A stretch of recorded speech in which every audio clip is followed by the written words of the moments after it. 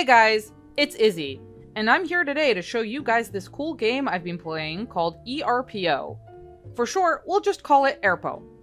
This is going to be a quick and complete guide to R.E.P.O. R.E.P.O is a R.E.P.O clone, but free and available for everyone on Roblox. So, let's get right to it. To start with, there are two maps in R.E.P.O, Horseman's Manor and Witchbrew Academy. Horseman's Manor is the most common map you'll encounter and the map that you'll go to for your first round.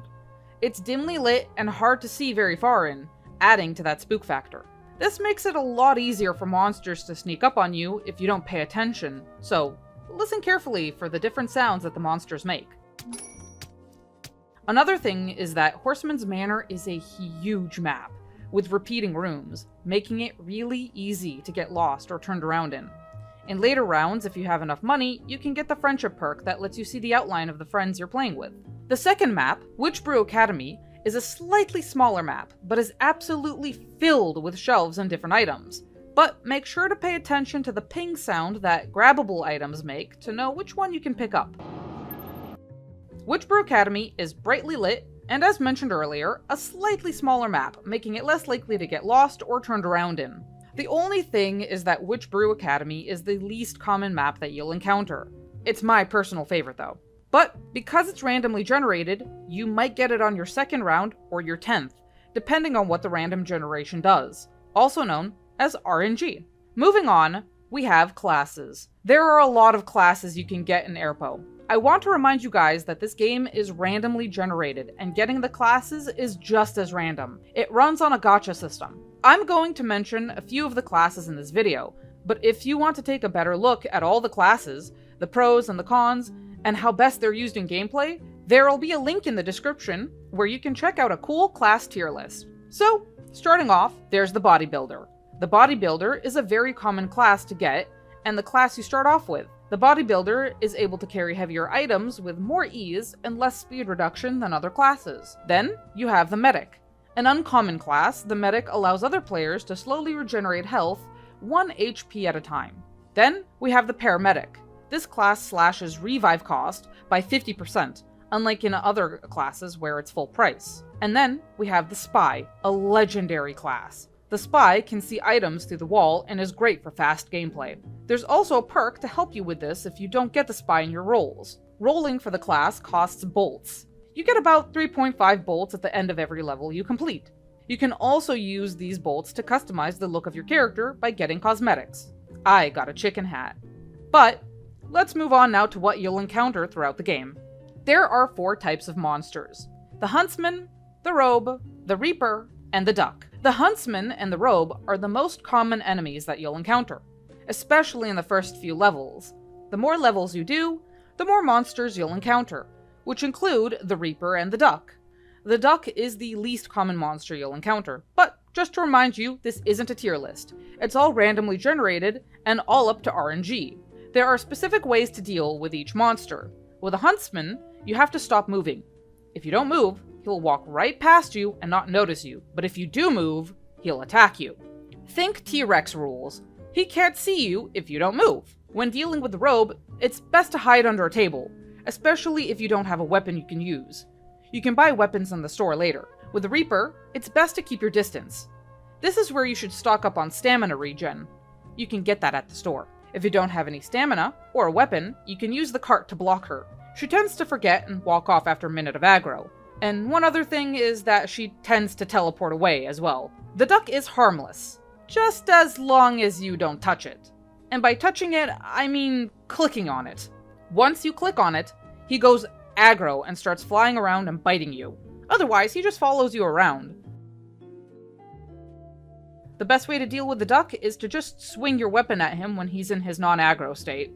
You can take out the monsters, they're not invincible, and they're each worth a certain amount of money you can take with you. The Huntsman sits at the most expensive, having a base price at $5,000.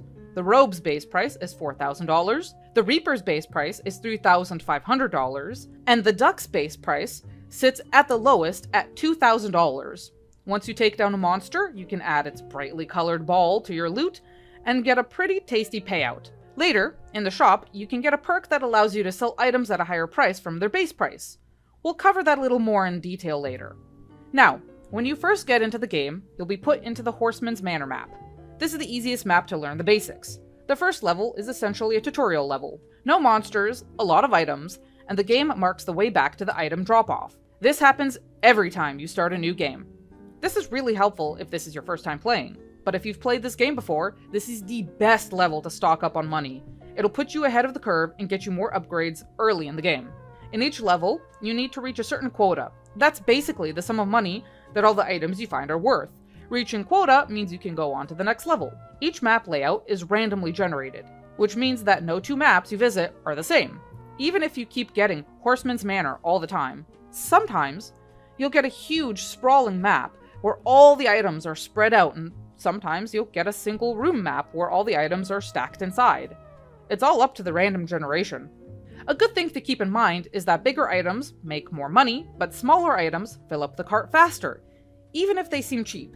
But be careful when bumping into things like walls or other furniture. If you mishandle any of the items, they lose value and you'll get paid less for damaging the merchandise. When an item reaches $0 in value, it turns to dust.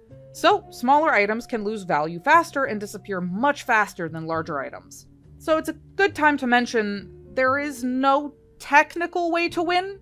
You technically win by getting the most items in a single level, giving you more money to invest in harder levels and preparing for more monsters. Otherwise, the levels are endless, and some players have reached levels as high up as 150. You can return to the lobby when you've died or when there's no one left to revive you. But if you do survive and reach quota, you'll get to go to the shop. Between each level, you visit the shop. The shop is a safe area where you can upgrade the player experience with perks, health packs, and weapons. There are two types of perks: self-perks and team perks.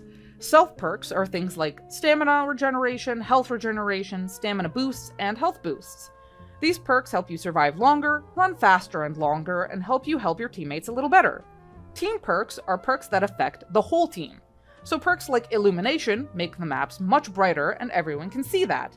You have different tiers of perks: common, uncommon, rare, and legendary. You can buy perks at this console. Once you buy self-perks, you'll get a little block to consume.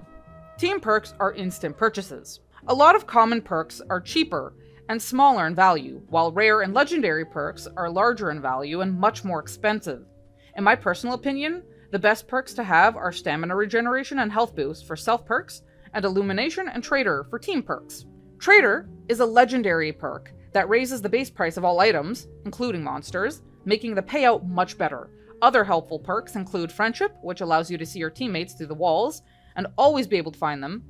Visionary, which helps you see items and where they are through the wall, especially good if you don't have the spy class, and so much more. You can also buy weapons in the shop. Different weapons have different damage values, but also different prices. Weapons like the baton or machete have low damage values and are pretty cheap, while weapons like the hammer and the shotgun deal the most damage but are the most expensive. There are also grenades and landmines, which do a lot of damage and are relatively cheap. Just be careful when you arm them. Okay. Dang it. And that's it.